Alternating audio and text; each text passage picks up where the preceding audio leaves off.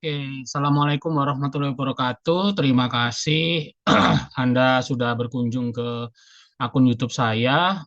Ini ada temuan yang menarik ya, insight yang menarik dari McKinsey Company gitu ya, sebuah apa ya kita bilang sih sebagai sebuah lembaga riset dan keuangan ya, riset keuangan konsultan media, konsultan bisnis terkemuka di dunia gitu ya. Mereka membuat sebuah report summary ya, report summary mengenai bagaimana sih Indonesia ini bisa mencapai tujuannya meraih visi Indonesia Emas 2045 gitu ya.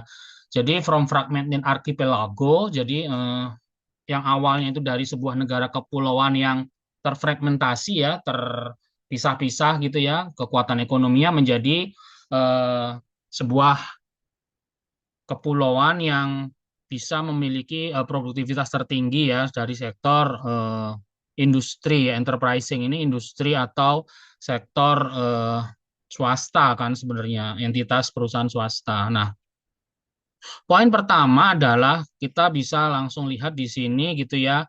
Ternyata Indonesia High Economic Scenario ini kan direncanakan di tahun 2045. Tetapi kalau kita melihat data dari sini gitu ya, kalau kita melihat historical growth rate mulai tahun 2000 sampai 2023, kemungkinan itu akan meleset saudara-saudara ya. Jadi skenario-nya ini kan ditempuh tahun 2045, tetapi McKinsey membuat sebuah perhitungan ternyata kalau melihat pertumbuhan Indonesia gitu ya, GDP-nya gitu itu bisa meleset. Tapi melesetnya nggak terlalu jauh nih, kira-kira 2048. Dengan catatan ini kita menggunakan asumsi pertumbuhan GDP itu seperti tahun 2000 sampai 2023. Tetapi yang berbahaya adalah kondisi itu ekonomi saat ini tuh di sini nih kita gitu ya.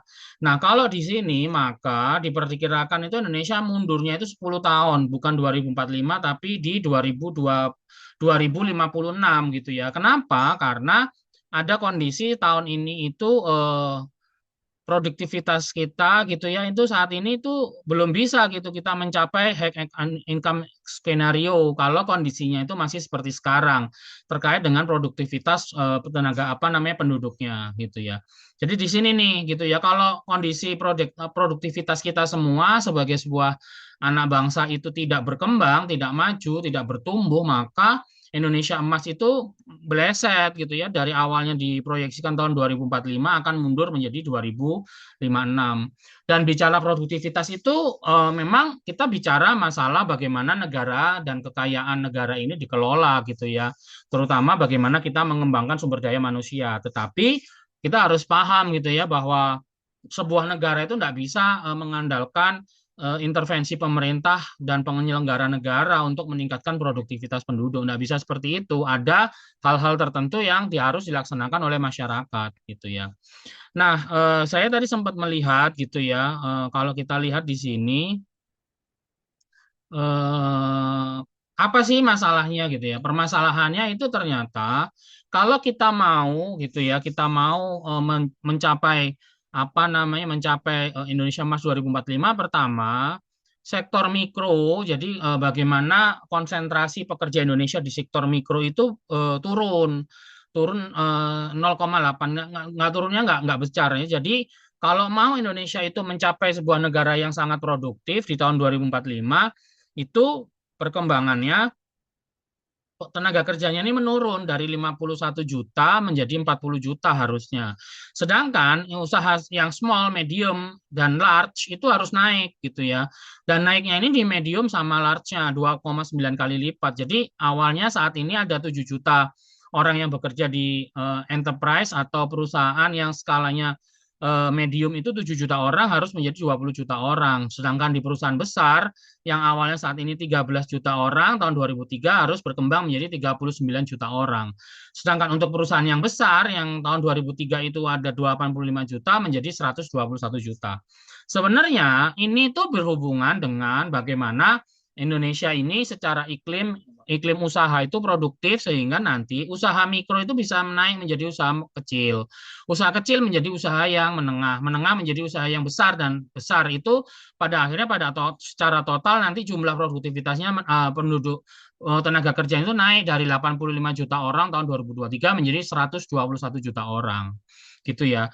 Dan kalau kita lihat gitu ya, ternyata McKinsey bilang entitas usaha itu dikecilin, disedikitkan gitu loh. Jadi untuk menambah apa namanya menambah jumlah apa namanya jumlah tenaga kerja di sektor kecil dan menengah serta besar itu sebenarnya usaha mikro ini harus didorong gitu ya. Jadi jumlah usaha mikro itu yang tahun 2003 ada 31 juta ya, berarti 31 juta entitas usaha itu bisa menjadi 21 juta saja. Itu artinya usaha mikro ini menghilang bukan karena dihilangkan sama pemerintah, tapi mereka di scale up gitu ya, di scale up, dinaikkan menjadi usaha kecil, menengah dan besar. Itu poin penting pertama gitu ya. Jadi bagaimana ini iklim usaha itu dirangsang bagaimana agar usaha mikro ini berkembang. Usaha mikro itu definisinya kalau kita pakai mikro itu ya mungkin usaha saya gitu ya. Saya kan punya Albait Food ya. Jadi usaha Albait Food kami itu saat ini masih hitungannya mikro gitu ya. Usaha Albait Food kami gitu ya. Ini hitungannya mikro. Maka di tahun 2045 nanti usaha Albait Food ini tidak boleh tetap di skala mikro gitu ya. Albait Food itu perusahaan kami harus bisa maju dan berkembang gitu ya. Contoh ini. Jadi ini kita lihat ini ada Albait Food ya. Albait Food ini di sini. Oke, jadi usaha kami ini nggak boleh stuck di usaha mikro, dia harus tumbuh dan berkembang gitu ya. Tumbuh dan berkembang, ini contoh kita bergerak di industri food ya, pangan tapi yang dalam kemasan yang food, frozen food gitu. Ini harus berkembang, itu contoh ya. Jadi sehingga nanti usaha mikro ini turun secara jumlah, pekerjanya itu turun. Jadi saya itu nggak boleh nanti hanya menjadi pekerja di skala usaha mikro, minimal menjadi usaha kecil atau bahkan bisa di menengah dalam jangka waktu nanti tahun 2045 kira-kira kan 9 tahun lagi, sorry, 19 tahun lagi gitu ya. Itu harus tumbuh dan berkembang gitu ya. Nah, terus bagaimana sih kita mencapai pertumbuhan dan berkembang itu sebenarnya kalau kita lihat di sini saya agak skip ya karena oke, employment productivity sebentar. Ini yang menarik adalah, nah di sini nih research peneliti yang bergerak di bidang research and development. Nah, jadi ini kita lihat ya di sini adalah minimum in observed country. Jadi McKinsey ini melakukan survei di beberapa negara, kemudian dia menyatakan kalau mau Indonesia itu berkembang menjadi negara yang apa namanya produktivitasnya tinggi, pertama adalah perbaikan di jumlah penelitinya yang bergabung di research and development gitu loh. Jadi research and development ini memegang peranan penting dan Indonesia ini baru 400.000 orang kan, ya. Oh, hanya ada 400 peneliti dari 1 juta orang. Itu enggak boleh. Ini rate ya. Rate-nya itu baru 400 orang dari 1 juta jiwa. Ya 1 juta jiwa itu enggak boleh karena minimal itu 519. Jadi minimal jumlah peneliti di Indonesia itu 519 orang per 1 juta jiwa atau bahkan kalau di negara-negara yang maju sekali itu sampai 4.000 gitu loh. Jadi ini pentingnya gitu loh. Jadi proses penelitian itu menjadi sesuatu yang penting gitu ya. Saudara-saudara harus paham. Jadi Indonesia ini harus naik gitu loh jumlah penelitinya gitu ya. Apa namanya rate apa namanya populasi peneliti pada per 1 juta jiwa itu harus naik minimal 519. Tetapi sayangnya gitu loh, kita nggak usah muluk-muluk ya, nggak usah jauh-jauh gitu ya. Contoh kasus Bapak ini ya. Kita tahu ya kontroversi. Nah, ini kan Bapak ini menggenggam gelar doktor gitu ya. Jadi Bapak ini kan menggelar gelar doktor, tetapi tentu kapasitas beliau sebagai seorang peneliti itu pasti akan dipertanyakan gitu ya. Jadi bagaimana mungkin gitu ya seorang dokter itu eh, bisa apa namanya dikontroversikan ya. Tidak kontroversi soal keabsahan ijazah ya sebagaimana Bapak yang satu gitu. Tapi Bapak ini itu dipertanyakan gimana proses pendidikan beliau sehingga tidak wajar gitu ya, tidak wajar. Itu kan sesuatu yang menarik gitu ya. Karena orang Indonesia saat ini itu basicnya adalah dia itu kalau melakukan studi lanjut gitu ya di level sarjana, di level magister, di level doktoral, itu yang dicari itu gelarnya, bukan kapasitas dia dalam memecahkan masalah, kemudian membuat hipotesa gitu ya. Karena saya kebetulan saya kan peneliti basicnya kuanti ya. Jadi ini basicnya kuanti itu kan pertama kita harus bisa mengobservasi, kemudian menemukan dan merumuskan masalah. Dari rumusan masalah ini kita sudah tahu pemecahannya itu yang disebut dengan hipotesa. Hipotesa ini harus dianalitik gitu ya, sehingga hipotesanya terbukti apakah dia bisa memecahkan masalah atau tidak, sehingga muncul kebaruan atau novelty. Nah, orang seperti Bapak ini gitu ya, yang ijazah doktornya dipertanyakan itu nggak satu dua orang, itu ada ribuan orang gitu loh. Ribuan orang yang berlomba-lomba ingin meraih gelar saja gitu loh. Karena iklimnya gitu ya, iklim pendidikan di Indonesia, bagaimana Indonesia membangun kapasitas penelitinya, itu memang mengedepankan gelar gitu loh. Jadi mohon maaf nih gitu ya, kalau kita mengedepankan gelar gitu ya, saya yang lulusan UI gitu ya, saya nggak sombong ya, mungkin kita pangkalan data perguruan tinggi aja ya, pangkalan data dikti. Jadi di sini kita bisa tahu saya itu lulusan UI gitu ya, kampus terbaik di Indonesia gitu loh. Nah, kalau gitu ya, kalau lulusan UI ini tentu kuliah di kampus terbaik itu kan eh, ada proses pembelajaran yang berbeda dengan kuliah di kampus yang lain gitu ya. Ini saya sebagai dosen ya di Indonesia Maju dan saya sebagai ini, saya tuh penelitian, saya itu melakukan uji doktoral itu sampai 2 kali loh.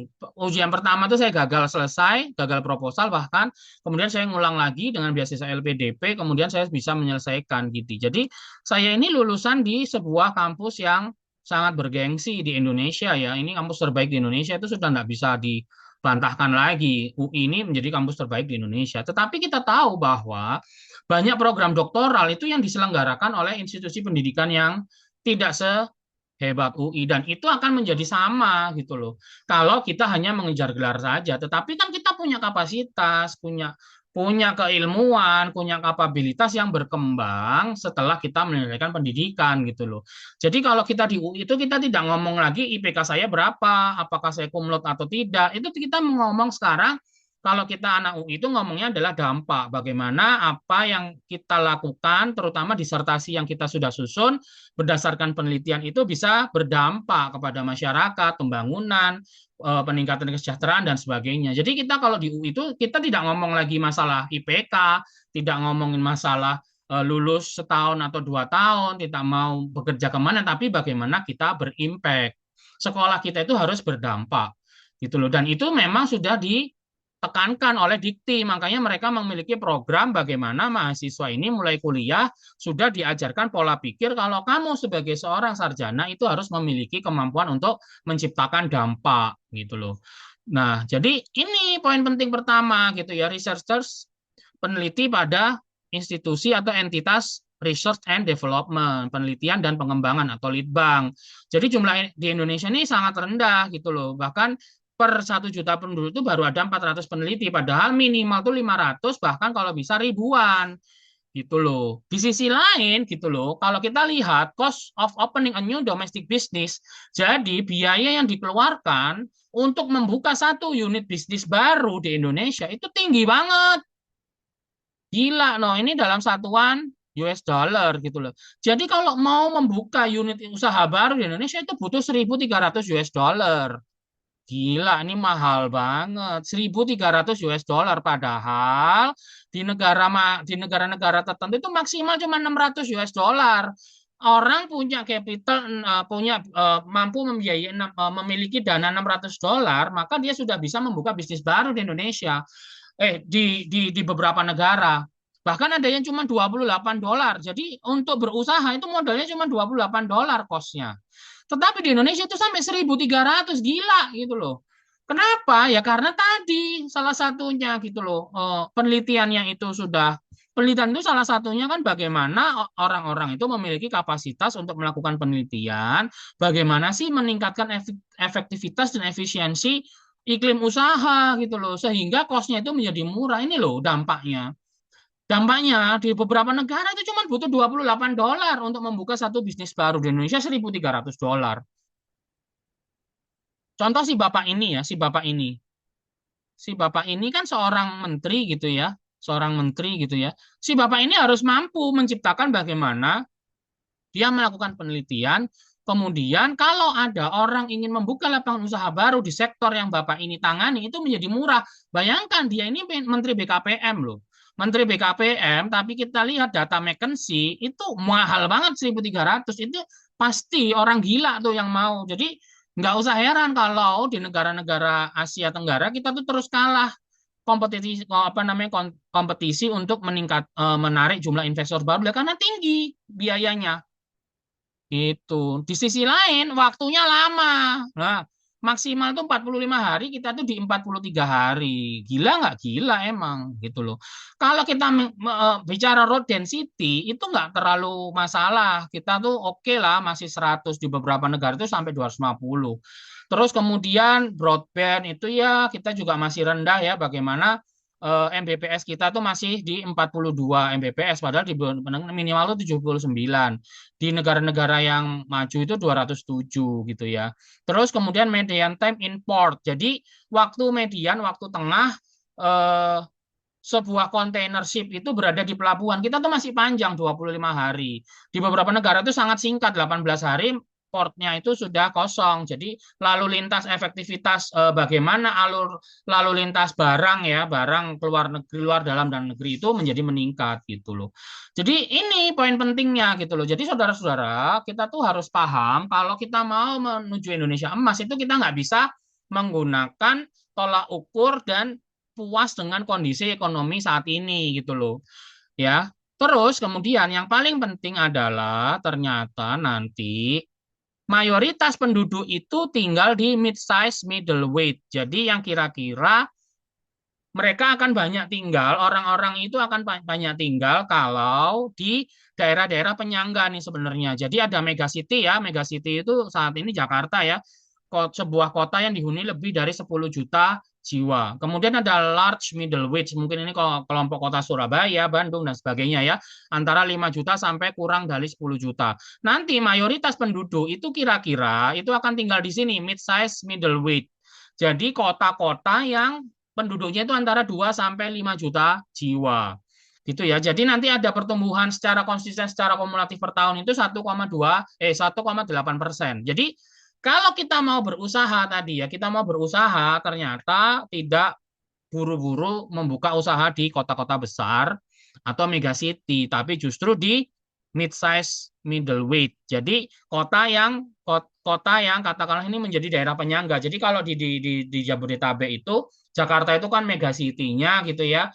Nah, daerah-daerah penyangga nih kayak Kabupaten Bogor, Depok, Bekasi, Kota Bekasi, Kabupaten Bekasi, Tangerang Selatan, Tangerang, Kabupaten Tangerang itu kan penyangganya. Jadi mereka itu akan dihuni sekitar 2 juta orang sampai 5 juta orang. Di situ akan ada pertumbuhan jumlah penduduk yang sangat tinggi. Maka kalau mau berusaha gitu memang cocoknya di daerah-daerah ini. Gitu ya, karena di sini ada densitas populasi yang akan terus meningkat gitu loh. Jadi bagaimana sih? Pertama adalah kita tuh harus riset, harus diperbanyak risetnya. Terus yang kemudian kalau risetnya itu bagus, maka biaya untuk membuka lapangan usaha, membuka entitas usaha baru itu menjadi rendah. Nah, idealnya di mana kita membuka usaha itu jangan menuju ke megacity atau kota besar, tapi justru daerah penyangga. Jadi daerah-daerah yang saat ini tuh kotanya sudah dihuni sekitar 2 sampai 5 juta orang. Di situ akan berkumpul manusia-manusia yang produktif sehingga nanti kita berusaha juga cocok. Saya rasa itu yang bisa saya sampaikan karena memang terus terang risetnya McKinsey ini summary-nya belum saya pelajari seutuhnya. Jadi terima kasih Bapak Ibu sekalian sudah mendengarkan konten saya. Wassalamualaikum warahmatullahi wabarakatuh. Selamat siang, sore, malam, pagi buat semuanya.